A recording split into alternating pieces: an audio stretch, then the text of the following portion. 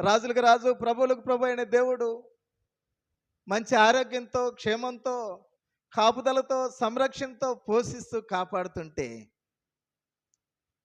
సమృద్ధి అయిన దేవుణ్ణి, కాపాడుతున్న దేవుణ్ణి మనం మన హృదయమారా ఆత్మతో, సత్యంతో, యథార్థంగా గణపరచకపోతే కీడే గాని ఏ మేలు పొందుకోం. రాజుగారు ఆ చిత్రకారునికి విలువైన కానుకలు ఇచ్చినట్లుగా రాజులకు రాజైన యేసుక్రీస్తు ప్రభు వారు దూతల పరివారంతో రానై ఉన్నాడు. ఆయన యొక్క పరిశుద్ధతను బట్టి, ఆయన కాపుదలను బట్టి, ఆయన మనల్ని పోషించిన దాన్ని బట్టి మనం ఆయన యథార్థంగా ఆరాధిస్తే దూతల పరివారంతో రానయ్యన్న దేవుడు మన ఆరాధనకు తగిన బహుమతులు ఇవ్వబోతా ఉన్నాడు.